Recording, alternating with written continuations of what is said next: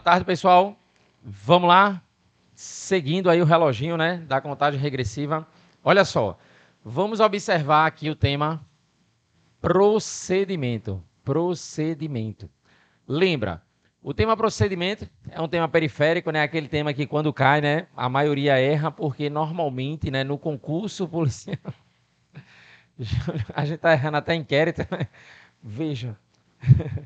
Eu digo porque na área policial, né, normalmente a gente foca muito, né, na ação, foca muito no inquérito, foca muito nas prisões. Mas olha só, dentro do procedimento, o que é que eu preciso aqui estabelecer? Olha só, o procedimento, pessoal, ele se subdivide em dois tipos, tá? Procedimento. O procedimento, ele se divide em dois tipos. Ele se divide em procedimento comum e ele se divide em procedimento especial. Olha só, pessoal, o procedimento comum, ele é a regra, tá? O procedimento especial é algo, né, que a gente costuma dizer, né, algo subsidiário. Só que na prática, numa questão de prova, eu primeiro vou procurar se há previsão de procedimento especial ali para aquele caso concreto. E aí no procedimento comum, eu tenho aqui a subdivisão. O procedimento ele pode ser de três tipos. Ele pode ser comum ordinário. O procedimento pode ser comum sumário. E o procedimento comum ele pode ser sumaríssimo. Qual é a grande questão que a gente precisa estabelecer? Eu preciso aqui estruturar, né, cada uma dessas situações, o que é que eu vou levar para o procedimento como ordinário, sumário e sumaríssimo, e o que eu vou levar para o procedimento especial. Como eu disse a vocês, para efeito de prova, tá? O procedimento especial ele vai ser o foco. Júlio, como assim? Eu vou chegar na questão e procurar. Tem procedimento especial? Tem. É ele que eu vou marcar. Não tem, aí eu migro para cá, eu vou verificar qual é o procedimento comum. Exemplos de procedimento aqui especial. Eu tenho, por exemplo, o procedimento especial do tribunal do júri. Eu tenho o procedimento especial do tribunal do júri. Eu tenho o procedimento especial, por exemplo, tá? Dos crimes praticados por funcionário público. Colocar assim, ó, crimes funcionais. Crimes funcionais. Aqueles crimes praticados por funcionário público. Eu tenho um procedimento especial, por exemplo, da lei de drogas. Lei de drogas. Eu tenho um procedimento especial, né, lembra lá, né, dos crimes praticados, né, por aqueles que têm prerrogativa de função. E aí vamos aqui, né, listar algumas situações, claro, focando aí no teu edital. Por exemplo, tá? O teu edital, quando ele fala de procedimento, ele vai trazer também, né, as questões aí relacionadas à citação, procedimento comum, ordinário, sumário e sumaríssimo, e ele foca também na lei do juizado, a lei 9.099/95. Então aqui o que é que a gente vai precisar então estabelecer? Vamos fazer a estruturação desses três procedimentos, porque ele trouxe de forma expressa. O procedimento comum, lembra lá, pessoal, ele é a regra, como eu disse a vocês. Cuidado para não cair em algumas pegadinhas, mas vamos aqui focar na regra. Procedimento como ordinário, eu aplico aonde? Vamos primeiro, né, conhecer aqui a legislação, o Código de Processo Penal e observar o que diz atualmente, né, com a reforma de 2008, o nosso Código de Processo Penal. O procedimento ele será comum ou especial, a gente estruturou ali. O procedimento comum, ele será ordinário, sumário ou sumaríssimo. Acredito que vocês devem lembrar disso aqui, tá? O procedimento ordinário, ele vai ter por objeto, né, crime cuja sanção máxima combinada for, lembra lá, igual ou superior a 4 anos de pena privativa de liberdade. Observa que o critério aqui é o critério quantitativo, tá? Não é o critério qualitativo. Houve uma mudança, uma reforma em 2008. Lembra que desde 2008 a gente vem seguindo, né, esse parâmetro. Por exemplo, antigamente, quando se falava de fiança, a fiança adotava o critério qualitativo. Me interessava ali a qualidade da pena, se era reclusão, se era detenção. Hoje não, é a quantidade. Se é até 4 anos, lembra, inclusive, o delegado pode arbitrar, a fiança vai de 1 até 100 salários. Se é acima de 4 anos, só o juiz pode arbitrar e a fiança vai de 10 a 200 salários. A grande questão aqui é o seguinte, quando eu tiver crime cuja a infração, lembra lá, tá? Tiver pena máxima, lembra que quando eu tenho um tipo penal, eu tenho aqui um tipo penal, vocês sabem que eu tenho, né, o preceito primário. No preceito primário, colocar do lado de cá, tá? Eu tenho aqui sim, ó, preceito primário. Preceito primário. E eu vou ter aqui o preceito secundário. Quando a gente fala do preceito primário, nada mais é do que a conduta. Por exemplo, se eu pegar o artigo 121 do Código Penal, o preceito primário é matar alguém. Matar alguém. Se eu for procurar o preceito secundário, é a pena reclusão de 6 a 20 aninhos. 6 a 20 anos. 6 a 20 anos. Lembra lá, tá? O preceito primário no crime de homicídio, tá? A gente chama aqui o artigo 121 de homicídio. Lembra, ele é um preceito primário, como a gente costuma dizer, é um preceito primário completo. Um preceito primário completo. Por que isso? Lembra que a gente tem algumas normas, né, que elas são penais, por exemplo, em branco. Como, por exemplo, vocês já devem ter ouvido falar, seja nas aulas de direito penal, seja na legislação extravagante, vocês observam, por exemplo, o crime de peculato. Crime de peculato, lá, lembra lá, praticado por funcionário público ou por um particular, desde que esteja em concurso de pessoas com funcionário. Quando ele diz lá, apropriar-se o funcionário público, em momento nenhum, o artigo 312, que trata do peculato, ele diz quem é funcionário. Basta você observar, ó. Se a gente abrir aqui o nosso Código Penal, o artigo 312 do Código Penal, ele diz assim, ó, apropriar-se o funcionário público de dinheiro ou valor, aí ele coloca, né, ou qualquer outro bem móvel, público ou particular, de que tenha posse em razão do cargo ou desviá-lo em proveito próprio ou alheio. Percebe que o artigo 312, ele trata-se de uma norma penal em branco. Todo mundo lembra, né, a expressão, todo mundo lembra desse conceito de norma penal em branco, é aquela norma em que o preceito primário, ele precisa de um complemento. O preceito primário, ele é incompleto. Por quê? Porque eu digo, Júlio, quem é que responde por peculato? Aquele que se apropria de dinheiro, valor ou qualquer outro bem móvel. Júlio, aquele quem? Qualquer pessoa? Não. O funcionário público. Certo. E o 312, ele diz quem é funcionário público? Não, ele não diz. E aí, muito cuidado, por quê? Porque o artigo 312, ele trata de uma norma penal em branco. Eu preciso de um complemento. Lembrando que esse complemento, ele pode se dar por lei ou pode se dar, né, por um ato normativo. Lembra lá, né, como é o que acontece lá na lei de drogas, né? A gente tem uma portaria para dizer o que é droga. A lei de drogas, ela não conceitua o que é droga. Ela manda a gente buscar em outro local. Ela manda a gente buscar em outro lugar. Vejam só, aqui no artigo 312, ele não diz nada, mas ele manda a gente ir lá no artigo 327. Se eu for no artigo 327, ele vai dizer para a gente o seguinte, ó, olha só, considera-se funcionário público e muito cuidado com isso. Eu sei que vocês estudam direito administrativo, e lá no direito administrativo, vocês não chamam nem mais de funcionário público, vocês chamam de servidor público. E mais, o conceito de vocês lá no administrativo, ele é mais restrito. O nosso conceito aqui, ele é mais amplo, tá? Tanto que ele diz, ó, considera-se funcionário público para fins penais. Cuidado. Quem, embora transitoriamente ou sem remuneração, exerça cargo, emprego ou função pública. Lembra aí. Equipara-se a funcionário público quem exerce cargo, emprego ou função em entidade paraestatal e quem trabalha, né, para empresa prestadora de serviço, contratada ou conveniada para a execução de atividades típicas da administração pública. Então, percebe que o artigo 312, ele trata de uma norma penal em branco. Lembra disso, tá? É a mesma ideia lá do caso, né, citado na legislação extravagante, do caso da lei de drogas, já que ele vai dizer, né, que eu vou punir aquele que adquirir, transportar, trouxer consigo drogas, mas em nenhum momento a lei diz o que é droga. Esse conceito, né, de drogas hoje, né, está estabelecido em uma portaria. Se a prova, por curiosidade, perguntar assim a vocês, o que é droga, Júlio? A lei de drogas diz não. Mas o conceito de drogas pode ser dado por lei. Lembra que atualmente no Brasil é dado por uma portaria. Mas se a prova perguntar assim, pode ser dado por lei? A lei poderia estabelecer ali o que é droga ou só a portaria? Essa é a parte que vocês falam. A lei de drogas, ela vai trazer lá, né, para a gente, né, a conduta criminosa, o sujeito que transportar drogas. Só que, certo, Júlio, o que é droga? Não está na lei. Mas uma lei no Brasil, tá? No Brasil, uma lei pode definir o que é droga? Uma lei, sim ou não?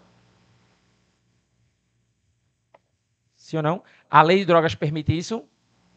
Júlio pode, mas se a lei de drogas permite isso, sim ou não? Aí é demais, né? A lei de drogas o quê? Hã? E se apagasse a luz da frente, pronto, aí a gente ia lá na lei de drogas, né? Apagar a luz da frente. Pode ser essa? Melhorou? Ótimo.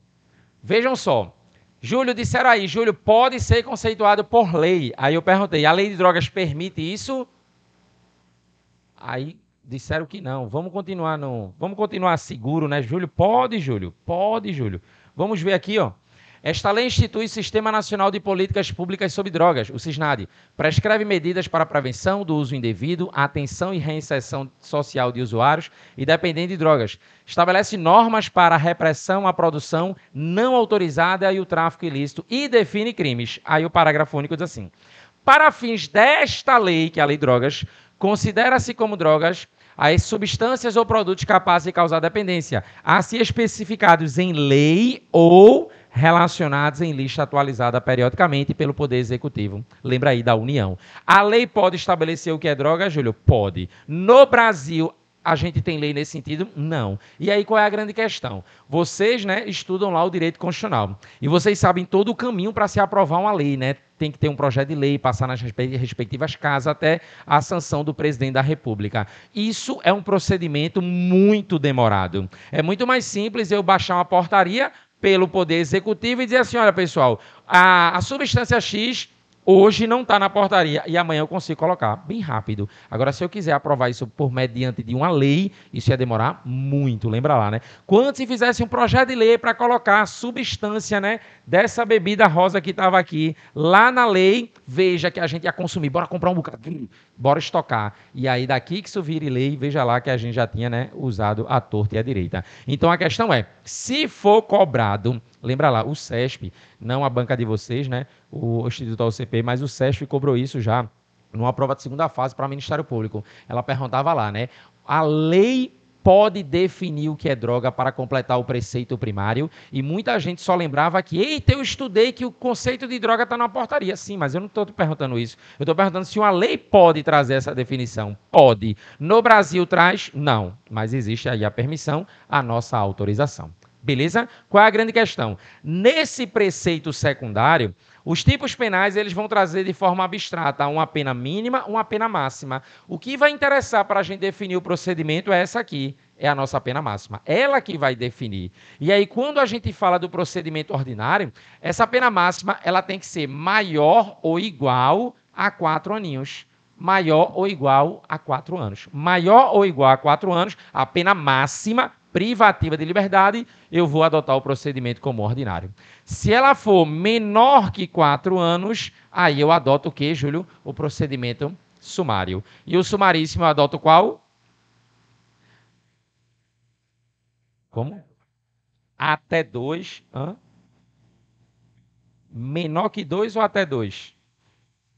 Não superior a 2, veja que já veio outra agora, né? Vou colocar assim, tá? Infração de menor potencial ofensivo para a gente colocar essa resposta bem completa. E não colocar assim, até 2, alguma coisa até 2. Por quê? Porque aí automaticamente a gente está esquecendo elas, as contravenções penais. Lembra aí, né? A contravenção penal da vias de fato, jogo do bicho, né? Corrida de cavalo fora do autódromo. Eu preciso aqui observar. Júlio, o que se entende por infração de menor potencial ofensivo? Hoje, de acordo com o artigo 61 da lei, lembra aí, ó, da lei 9.099/95, eu vou estabelecer que consideram-se infrações de menor potencial ofensivo. Vamos passar aqui uma linha.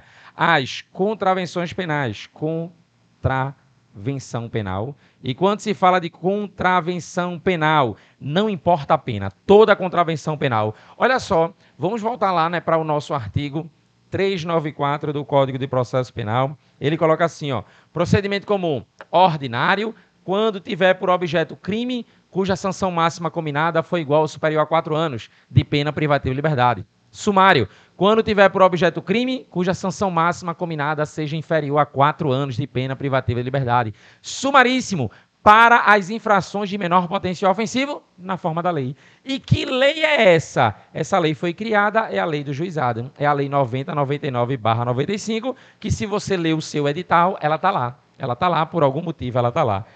Interessante, eu não sei se alguém aqui vai fazer também, né, concurso para a Polícia Civil, mas a lei do juizado está expressamente lá no concurso da Polícia Civil. Lembra lá. Vai fazer não? Nem para delegado? Nem para nada? Poxa, vai fazer? Alguém vai fazer aqui, Polícia Civil? Ninguém vai fazer civil aqui? 1, 3, 4, 6. Ótimo. Agente. Vai fazer não? Agente também? Delegado também? Faça tudo logo. É 250, né? 350? Ah, delegado, né? E agente? 250? Se somar os dois dá quanto? 300 não, pô. 350 mais 250. Se somar os três, né? Ah, sim. Mas vamos lá. É, dá para gastar dinheiro. Vamos lá. Contravenção penal e crimes com pena máxima não superior a 2 anos. A 2 anos. Quando a gente coloca assim, não superior a 2 anos, inclui a pena de 2 anos, tá?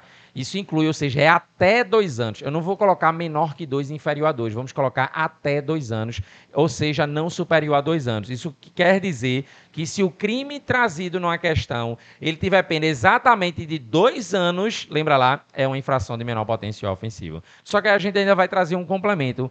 Não superior a 2 anos, cumulado, ou não com a pena de multa. Com a pena de multa.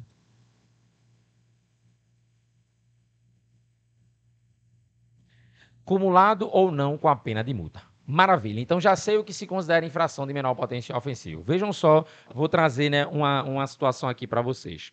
Se eu perguntar para vocês, Júlio, é correto afirmar, cuidado com isso, tá? Eu vou ter que analisar como é que vem a questão. Por quê? Eu quero que você estabeleça essas regras que está aqui, porque é isso que está na lei. E por que eu estou dizendo isso? Porque eu já vi muita gente dizer que no procedimento sumário é os crimes com pena de até 3 anos. Não faz isso. Não faz isso. E aí você diz, Júlio, por quê? Vejam, a verdade é que, em primeiro lugar, eu não tenho pena, né? Por exemplo, você não vai pegar um crime e vai ver assim, pena de 2 anos até, lembra lá, até 3 anos e 1 mês. Isso não tem. É verdade, você não pega um tipo penal assim. O tipo penal ele é fechado. Ele vai trazer, né, a pena de tanto a tanto. Ele não vai trazer, né, de forma quebrada. Só que qual é o grande detalhe e o perigo de você chegar e dizer assim: ah, eu só levo para o sumário os crimes que têm pena de 3 anos. Veja, isso é incorreto, porque vejam só.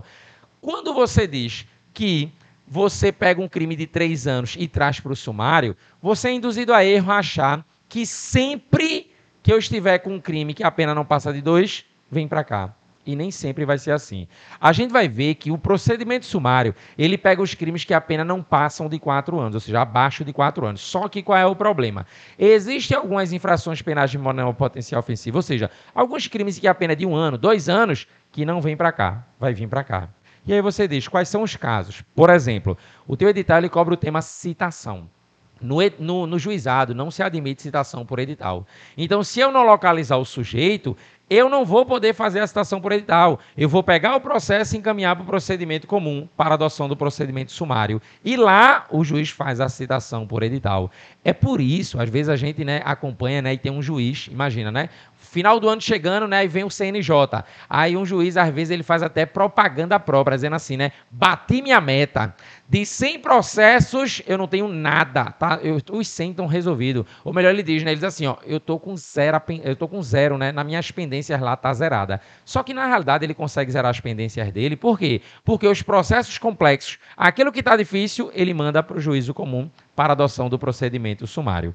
Então, nesse momento, a gente vai estabelecer, conforme está na lei, conforme está no código, eu vou trazer alguns exemplos para a gente poder saber aonde é que eu vou aplicar. Lembrando sempre, primeiro eu vejo se cabe procedimento especial. Se não couber, aí eu marco o procedimento comum, que tecnicamente vai ser a regra. Lembrando ainda que quando a gente fala aqui, né, da infração de menor potencial ofensivo, as contravenções penais são todas e os crimes cuja pena máxima não sejam superior a 2 anos. Porém, eu tenho ainda aqui, né, uma situação excepcional. Aí você diz, o quê?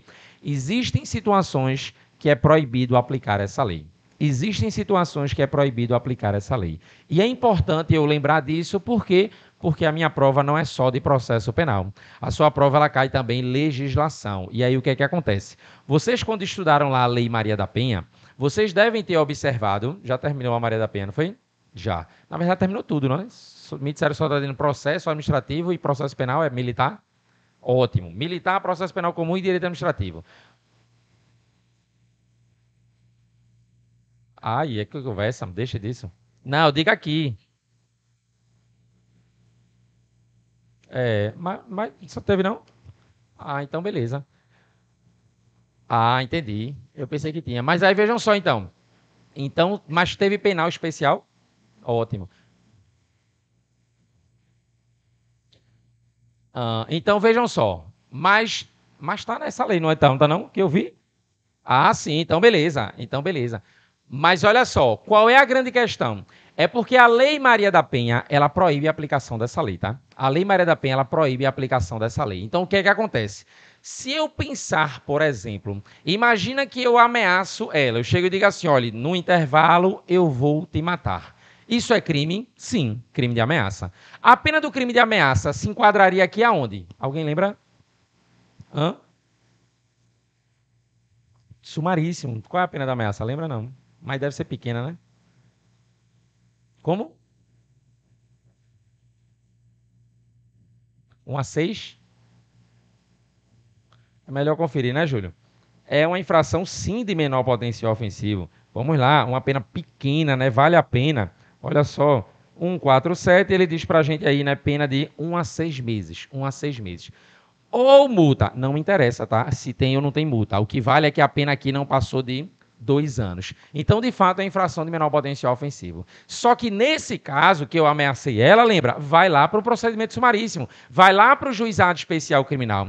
Mas se a questão disser assim, fulano, né? Imagina lá, casado com Beltrana, ameaçou Beltrana, imagina, dentro da violência doméstica familiar contra a mulher, eu posso aplicar o procedimento sumaríssimo? Não, porque a Lei Maria da Penha diz que eu não posso aplicar a lei de juizado lá nas suas regras. Lembra ainda, a lei de abuso de autoridade, ela permite. Ela permite a aplicação da lei de juizado, isso está expressamente previsto lá na lei do juiz, da lei de abuso de autoridade. E vê só, o teu edital, por coincidência, ele colocou de forma expressa. Quando ele bota lá a parte de procedimento, ele coloca assim, Lei 9099. Então ele está querendo que você faça essa associação. Você pegue as leis e diga, nesse caso aplica, nesse caso não aplica. Se a gente pegar, por exemplo, a lei de abuso, imagina que a gente pegasse aqui a lei de abuso de autoridade. Olha só, a lei de abuso. Se eu pegar aqui a lei de abuso de autoridade, a lei nova, o artigo 39, olha só o que é que ele diz para a gente, ó. Aplicam-se ao processo e julgamento dos delitos previstos nesta lei, isso aqui é a lei de abuso de autoridade, no que couber as disposições do Código de Processo Penal e da lei 9099/95. Então fica atento, tá? Porque se eventualmente, né, eu praticar um crime previsto na lei de abuso de autoridade, em que a pena não passe 2 anos, eu mando para onde? Para o procedimento sumaríssimo. E diga-se de passagem, muitos crimes são assim, né? Vejam, quando vocês estiverem fazendo uma leitura, é importante, tá? Claro que vai cair lei de abuso de autoridade para vocês. Lembra de dar uma lidinha nas penas, tá? E a lei de abuso de autoridade, ela é fácil de memorizar, no sentido de que, de fato, precisa decorar, porque, olha o que ela disse, né? Tudo é detenção. Todos os crimes são detenção. E some mais um ponto na sua informação. Todos são detenção e todos são somados com multa. Todo crime que você pegar na lei de abuso, a pena é de detenção e multa. Quer dizer que se eu chegar na prova e ela me trouxer alguma situação de reclusão, já pode riscar. Não marca isso. E o Instituto da OCP adora isso, tá? Ele adora isso, lembra lá, né? Todas as infrações lá da lei de abuso são de detenção, somada com a pena de multa. Aí as penas são detenção de 6 meses a 2 anos ou de 1 a 4 anos. Lembra disso, tá? E a gente tem uma pena nova, né, no artigo 15, letra A. É a única diferente que eu tenho, que é a violência institucional. Beleza. Vejam só. Vamos trazer aqui alguns exemplos para a gente poder analisar aonde é que esse processo ele vai correr. Imagine que eu estou na lei de abuso de autoridade e imagina que eu estou aqui no artigo, deixa eu ver aqui, artigo 10. Ele diz assim, decretar a condição coercitiva de testemunho investigado, manifestamente descabida ou sem prévia intimação de comparecimento a juízo. Pena, detenção de 1 a 4 anos e multa.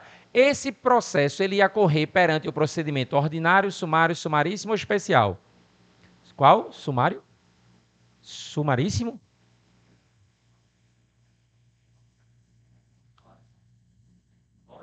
Ordinário, ufa, vamos lá, ordinário. Pessoal, lembra, se não tem procedimento especial, eu vou para o procedimento comum. No comum, quando a pena é igual ou acima de 4, vem para o ordinário. A lei disse, eu aqui permito a aplicação da lei do sumaríssimo, mas claro, a pena não pode passar de 2 anos. Por exemplo, se a gente seguir aqui, vão ter vários crimes que a pena não passa 2 anos. Como, por exemplo, esse próximo aqui. Deixar injustificadamente de comunicar a prisão em flagrante à autoridade judiciária no prazo legal. Pena, detenção de 6 meses a 2 anos. Esse aqui vai para onde? Para o sumaríssimo. Isso quer dizer que se você, imagina, deixar de comunicar uma prisão, por exemplo, você comete abuso de autoridade e aí o que acontece? O meu processo vai para o GCRIM. E se vai para o GCRIM, eu posso aceitar a transação penal. Lembra lá, a lei do juizado, ela cria institutos despenalizadores, como, por exemplo, transação penal, como, por exemplo, suspensão condicional do processo. Lembra disso, tá? Vejam, lá na Constituição Federal, e aí como é que você faz o estudo, né? Na hora de abrir a Constituição. Você abre a Constituição, estuda lá o artigo 5º, né?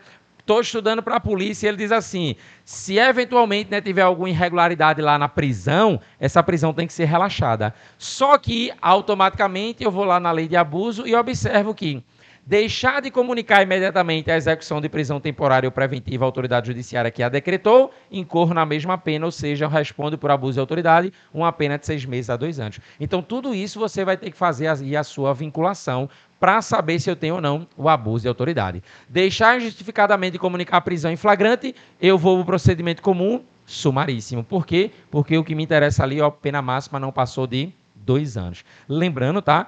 A lei do juizado, ou melhor, a lei de abuso de autoridade não traz procedimento especial, por isso que a gente aí está indo direto. Mas vamos trazer aqui alguns exemplos. Imagine que você está diante desse crime aqui, crime de furto. Qual é o procedimento que eu vou adotar? Crime de furto, procedimento comum qual? Ordinário, ordinário. Se eu for, por exemplo, né, para o furto de coisa comum, ele diz aí, ó, subtrair o condômino, corredeiro ou sócio para si ou para outrem. Qual o procedimento? Sumaríssimo, sumaríssimo. Se eu for para o crime, por exemplo, de sequestro, qual o procedimento? Qual?